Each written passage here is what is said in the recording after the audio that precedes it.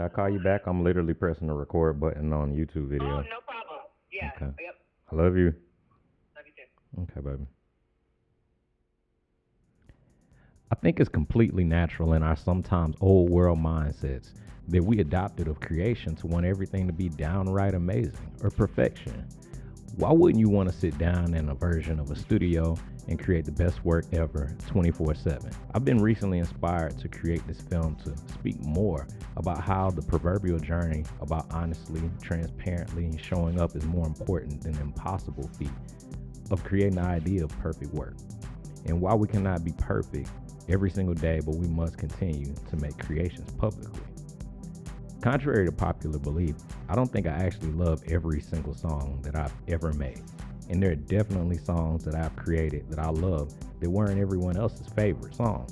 Even though I may really feel like I like the song, it's true that it's important to make bad work. That's pretty interesting because many of my favorite artists say that their favorite songs on their favorite albums are usually songs that don't always resonate with the people, particularly that are their audience members or their fans or even their friends, in the same meaningful way that it did for themselves. I mean, I totally feel the same way very often. I open other avenues of creativity as I create music daily. Your workflow will expedite and become more smooth the more you do it.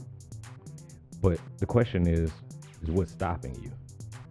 I have a friend, I won't say his or her name, of course, but oh my goodness, they are such a phenomenal musician slash artist.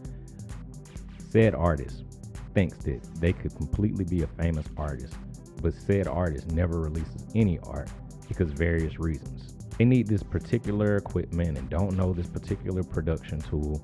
What this artist does not realize is all of the so-called deficiencies will become positives along the actual journey. There's a new trending saying frequently floating around these days, and I think it's pretty truthful to be honest. It's that people actually connect mostly to the humanity in the art and not predominantly the perfection.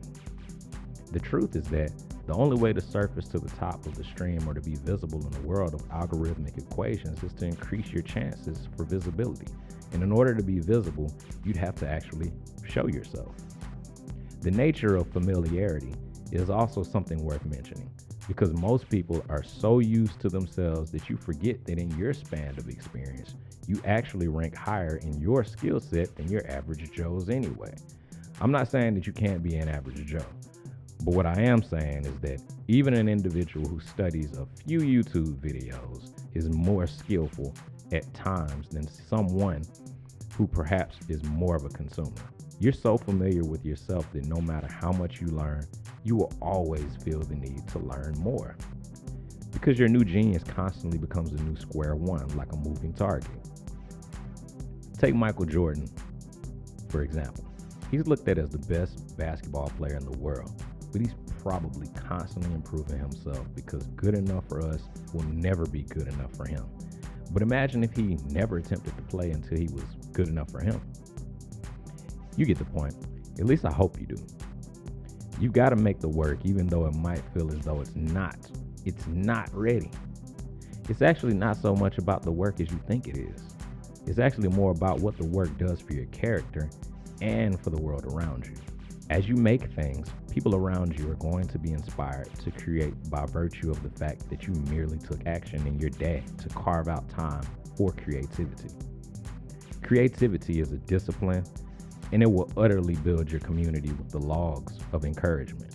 My personal community isn't super large at the moment, but I do in fact still have a handful or maybe two handfuls of amazing, talented, skillful people, talented artists, determined artists that tell me regularly how much I inspire them to do the work. Surprisingly, I also must say that when I'm not creating much, neither are they. But while community building isn't all about you, you should think about the fact that if you're not creating much, neither are they. But what if because when you're not creating much, neither are they, but then are the people who are inspired by the people you inspired creating much either? It has an entire trickle-down effect.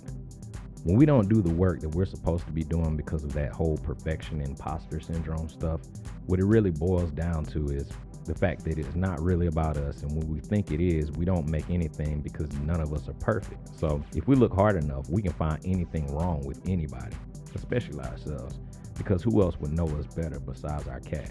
And I don't have one, so. But if you have any other ideas or ways to go about this particular topic, please feel free to.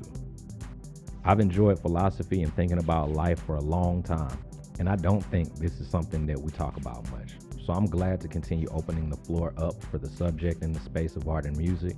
If you'd like to support the channel, as always, I just really appreciate you checking out another video. Have a great day and go and make something.